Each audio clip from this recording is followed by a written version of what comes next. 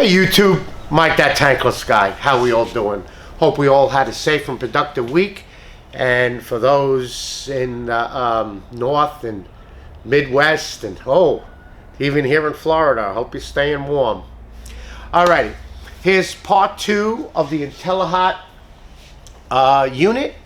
Okay, today we're going to go over the gas. Alright, as you see, I already have some piping set up. I'll zoom in. Let me get zoomed in here. Alright, on an Intellihot heater, you have an 1.5-inch tap on the top. So the unit tap that goes into the gas supply is 1.5 inches. You can use an 1.25 inch piping system. That's what we do. Now, depending on where you are and what type of gas pressure you have, what we do when we install one of these or any large unit is we actually run a dedicated gas line from the meter back all the way to the unit. If for some reason you have other appliances like a dryer, maybe a kitchen in the hotel, this unit really should be the first off the main gas line, just because of the BTU. Now, you do have units that are bigger. Remember, this unit is 199,000 BTUs, minimum 30. So you need, a bit of gas. You need a minimum of 8 inches of water column, a maximum of 14 inches of water column. Now, in their manual, let me grab and show you what we do here. I get a master manual that for being an IntelliPro. It's got every model of their unit in there. So what I do is I put them into individual binders and I mark them so that when I have to go service or install, because remember, behind the front door you're going to get a manual. So I put in here, so you have the IN 199 and the IN 199A. So if you go over to page, and it's going to be the same as what you get inside 14, it's where it starts expressing and explaining the gas. If you go all the way into page 17 and 18, they actually give you gas chart for natural gas and propane. So it'll say length of pipe, your BTUs at 199, what's your pipe size. So again, like I stress, use the manual. All right, so what we like to do is we like to run 2-pound gas systems. That's what our gas company likes to use. So from our meter is 2 pounds. So from our meter, we'll run a direct 1.25 inch gas line to the unit. We'll put an 1.5 inch by 1.25 inch reducer with a nipple. Don't use a bushing. Bushings are really not good for gas. Then we come up with our elbow, another nipple, sometimes longer. You can even come out the back if you had to. We put our T with our drip leg. Now, the unit is pretty much level. As you can see, this is not. We'll do a 2-elbow swing to make this T level in both directions, this way and this way. We'll have our drip leg minimum of 6 inches. Then we'll come up, put our union, and then our ball valve. And then we'll go to the meter. Now, if you're going to use a gas regulator, so you got a 2-pound gas system.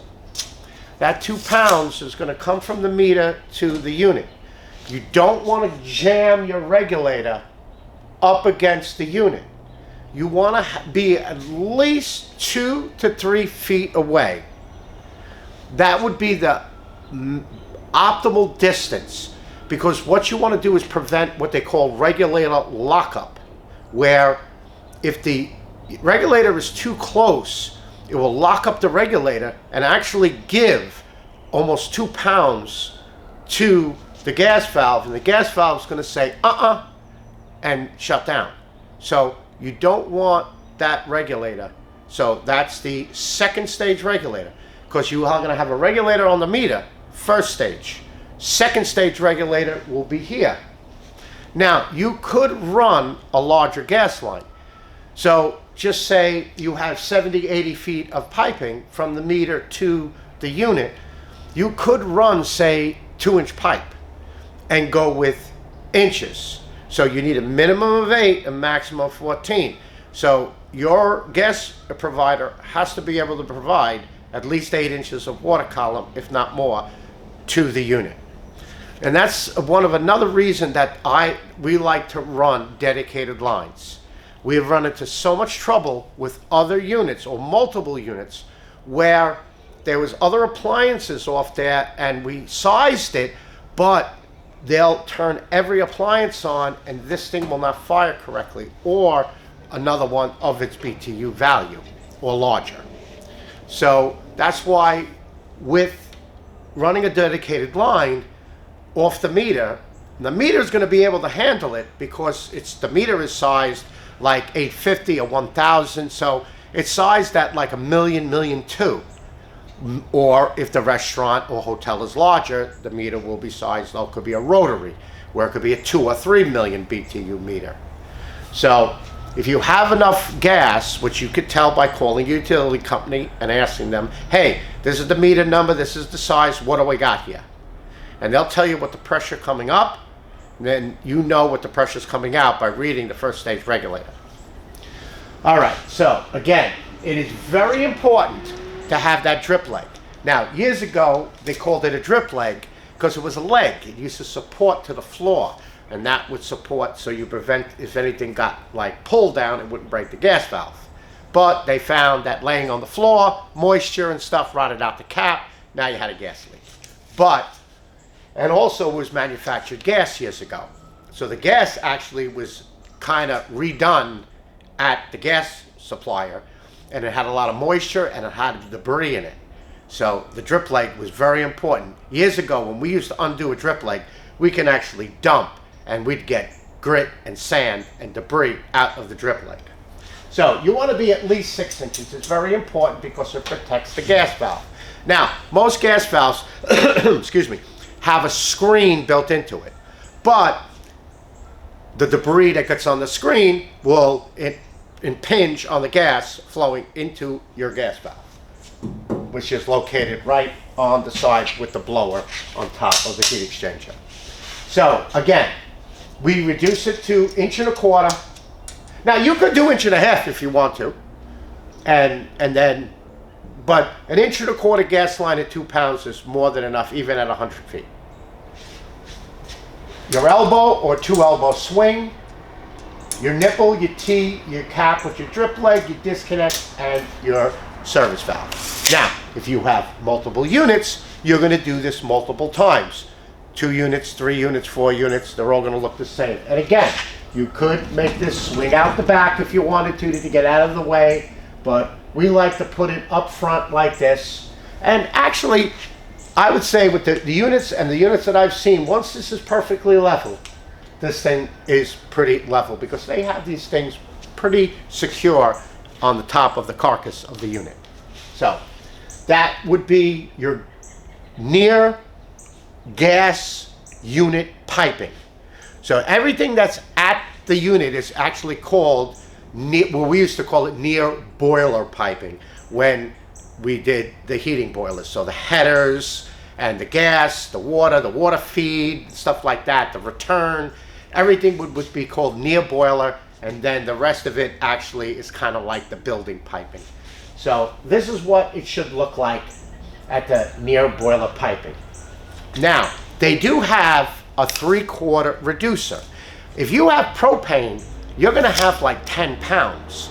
So we have one of these units in a restaurant that we have a dedicated 10-pound gas line that comes from the big, huge propane tank. I think it's like 2,000 gallon. And it comes directly, it's a 1-inch line that comes directly up to the side. This is actually built into its own little kind of house. It's in with the water filter.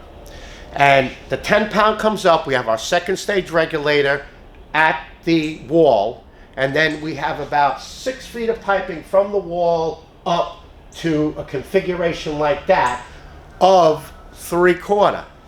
And it works perfectly. There's not a problem. Now, the reason we know this is it was the first unit that I actually had to convert from natural. Because remember, all these units come to your job site as natural gas. You have to convert them. Now, we will do a video on the converting and what you have to do. So the reason that I know that it's working is because I had to do the combustion analyzer and I had to do the manometer while it's firing. High pressure, low pressure. Gotta tell the board, make it fire at high, make it fire at low. Watched my manometer, did my combustion analyzer, and the thing was right perfectly at where it had to be. Now, that's for a 199. If you go bigger, it's gonna be larger. But all the other jobs that I have done, this is how we do it, just like this. Okay? So that is your near boiler gas piping or near tankless gas piping. All righty. We will be continuing with this series. Next, we're going to do the water piping, but I'm going to show on a dry erase what you're going to need if you have multiple piping. But again, everything that I'm telling you is in that manual. One of the best manuals that I've ever seen. They put a lot of effort into it, and I have done a lot of different tanklesses, as you can see in the background. And their manual is second to none. They give everything. If you follow the manual, you'll have no problem with the unit. All right. All right, YouTube. Again, I'd like to thank for all the comments, the subscribes, the likes. I hope you like this new series. It's really going to be interesting, especially when we get into inside the unit and start doing parts.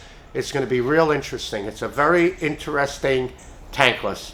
I'm very pleased and very happy with it. I've been doing a bunch of service with it, and I'm going to actually do some videos when I'm on the job site showing the repair and replacement of parts. So again, I think I'm getting close to 26,000 subscribers, and again, very honored that you like this channel and you subscribe to it. So, alrighty, you'll be safe and warm out there, and I'll see you on the next video. Take care now and have a very happy weekend. Oh, and I hope you enjoy the Super Bowl this Sunday. Talk to you later. Bye-bye.